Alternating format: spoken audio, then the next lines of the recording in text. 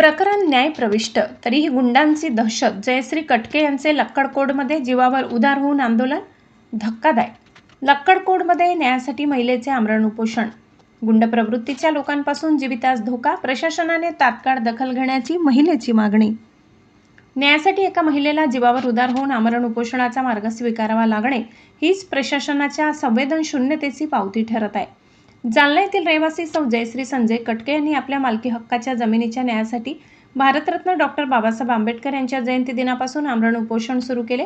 संबंधित जमिनीचे प्रकरण सध्या न्यायप्रविष्ट असतानाही काही गुंड प्रवृत्तीचे लोक दहशत निर्माण करत असल्याचा खळबळजनक आरोप त्यांनी केलाय. माध्यमाशी बोलताना सौ कटके यांनी सांगितले की त्यांनी रीतसर खरेदी खत केलेल्या जमिनीवर काही लोकांनी जाणीवपूर्वक वाद निर्माण केलाय. या वादातून गुंड प्रवृत्तीचे लोक वारंवार जागेवर येऊन दहशत निर्माण करण्याचा प्रयत्न करत आहेत. याबाबत जिल्हाधिकारी, पोलीस अधीक्षक आणि तहसील कार्यालयाकडे वारंवार निवेदने देऊनही अद्याप प्रशासनाने कोणतीही ठोस दखल घेतली नाही, अशी खंत त्यांनी व्यक्त केली. संबंधित लोक आपल्याला कोणत्याही क्षणी जाळून टाकू अशी धमकी देत आहेत. आमच्यावर हल्ला होण्याची भीती 24 तास मनात आहे, असा गंभीर आरोप करत सौ कटके यांनी पोलीस प्रशासनाकडे संरक्षणाची मागणी केली आहे.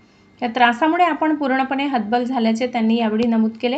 प्रकरण न्यायप्रविष्ट असल्यामुळे प्रशासनाने या प्रकरणावर गांभीर्याने लक्ष द्यावे. आपण प्रचंड दहशतीमध्ये असून सततच्या धमक्यांमुळे हतबल झाले असून जोपर्यंत न्यायालयाचा अंतिम निकाल लागत नाही तोपर्यंत शासनाने सदर जागा आपल्या ताब्यात घेतली तरी हरकत नाही. गुंड प्रवृत्तीच्या लोकांपासून जीविताला धोका असल्याने तातडीने पोलीस संरक्षण देण्यात यावे, अशी मागणी उपोषणकर्त्या सौ जयश्री संजय कटके यांनी केली आहे. प्रकरण न्यायप्रविष्ट असतानाही सुरू असलेल्या दहशतीमुळे जालन्यात चर्चेला उधाण आले असून आता प्रशासन या उपोषणाची दखल घेऊन काय पावले उचलणार याकडे सर्वांचे लक्ष लागले. जालन्यात संतापाची लाट, प्रशासनाच्या भूमिकेकडे लक्ष. न्यायप्रविष्ट प्रकरणातही सुरू असलेल्या या कथित दहशतीमुळे जालन्यात संताप व्यक्त होत असून प्रशासन आता तरी जागे होणार का, उपोषणाची दखल घेऊन ठोस पावले उचलणार का, याकडे सर्वांचे लक्ष लागले. सर, मी कालपासून उपोषणाला बसलेले. बाबासाहेब आंबेडकरांची जयंती साजरी करून नंतर मी इथे बसलेली आहे. माझी ही स्वतःच्या हक्काची मालकीची जागा आहे. मी खरेदीने इथे आलेली आहे. 1974 पासून आमच्या जागेचा ज्या मालकांकडे ताबा होता त्यांच्याकडून मी कोर्टाच्या आधारे कोर्टाचे पूर्ण कागदपत्र बघून ही जागा विकत घेतलेली आहे. आणि तरी पण मला इथे राठी मोहनलाल, सुनील मोहनलाल राठी हा प्रत्येक वेळेस गुंडांना 4-4 पाठवतोय. ते गुंड झाकून बघून जाते. मला फार त्रास होते. ते म्हणतात, तू काय आत्मदहन करणार आहेस, आम्हीच तुला जाळून टाकू, असं छोटे छोटे पोरं आमच्या दुकानात काम करणारे त्यांना सांगतात. ते येऊन इथं आम्हाला सांगतात. त्याच्यामुळे मी भयंकर त्रासून गेलेली आहे. असं वाटतंय ठीक आहे, राठी हा मला मारून टाकणार असतं तर टाकू द्या, मग काय करणार आहे मी कालपासून उपोषणाला बसली आहे. प्रशासनाचं माझ्याकडे मी अजिबात लक्ष नाहीये.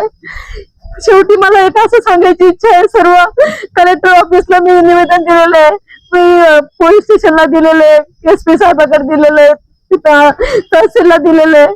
पण तरी पण जर मी काही करू नाही शकत आहे गुंडांना. जो राठी, मालपानी, गोरेंदल साहेब हे गुंड जर पाठवत असतील ना तर मग मी काय करू. आम्ही दोघंच आहे नवरा बायको इथं.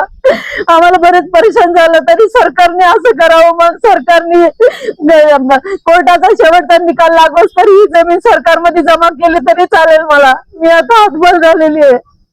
मला एक लोक केव्हाही मारून टाकतील. माझ्या नवऱ्याला, मला, गोरेंदल साहेब, राठी, मालपानी, सुरेश मालपानी, अनिल मालपानीचा मुलगा, त्याचा भाऊ, मी परेशान झालेली आहे. तरी मला प्रशासन अजून काही दखल घेतलेली नाही. मी कालपासून उपाशी आहे. मला प्रशासन येऊन टुकून पण बघितलेला नाहीये. तरी पण प्रशासनाने माझ्या बऱ्याच विचार करावा.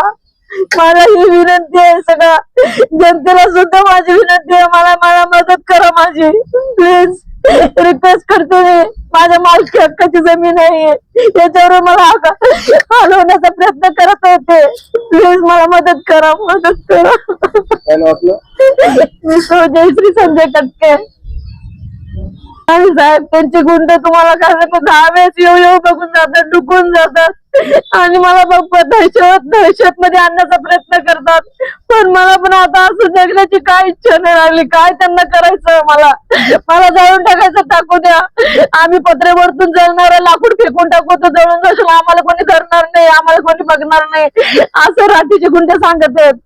मग मी खूप, मला समजत नाही. माझा नवरा घाबरून गेलेला आहे की ते तुला कुठून पण काही पण फेकतील, एखादं दारू बाम वगैरे टाकतील, जळून जाशील, होऊन जा इकडं. आज काय असं. साहेब नमस्कार. आमच्या समस्या अशी आहे की हायकोर्टाने तहसीलदार मॅडमच्या आदेशाला स्थगिती दिलेली आहे. ताब्यासाठी स्थगिती दिलेली नाही किंवा ताबा आमच्याकडे असताना आमचा ताबा घ्या म्हणून म्हटलेलं नाही. प्रशासनाची दिशाभूल होती आणि गुंड प्रवृत्तीच्या लोकांची आमदार गोरंट्याल साहेबांकडून, सुनील राठीकडून, अनिल मालपाणीकडून त्यांना सांगण्यात येत आहे की स्टे उठलेला आहे, ते आपल्या बाजूने आहे. तर तसा प्रकार नाही, हे आमच्या लक्षात येत नाही. आमचं म्हणणं आहे की जे कोर्टाचा निकाल लागेल त्याच्यावर आम्ही निर्भर आहोत आणि निकाल लागेपर्यंत तरी कोणी इथं येऊ नये. आणि निकाल आमच्याच बाजूने लागणार आहे, कारण सगळ्या खरेदी खत आमचे आहेत. आमच्या खरेदीला कोणी चॅलेंज केलेलं नाहीये. फक्त दहशतीमध्ये गुंड प्रवृत्तीचे मुलं त्या दिवशी पाठवले होते, 100 ते 150. त्यांना आम्ही समजावून हे करून परत आम्ही आतापर्यंत आमचा ताबा सोडलेला नाहीये. आमच्या बोर्डाची नासधूस केली, आमच्या इथं गेट तोडलं आणि अंगावर पेट्रोल टाकू, तुला हाताने कापून टाकू असं म्हणून धमक्या देतात. तर प्रशासनाने याचे कालपासून माझी पत्नी डॉक्टर बाबासाहेब आंबेडकरांच्या 135व्या जयंतीच्या दिवशी ती एका चर्मगार समाजाच्या महिलेला उपोषणाला बसण्याची वेळ येते, ही फार गांभीर्याची गोष्ट आहे.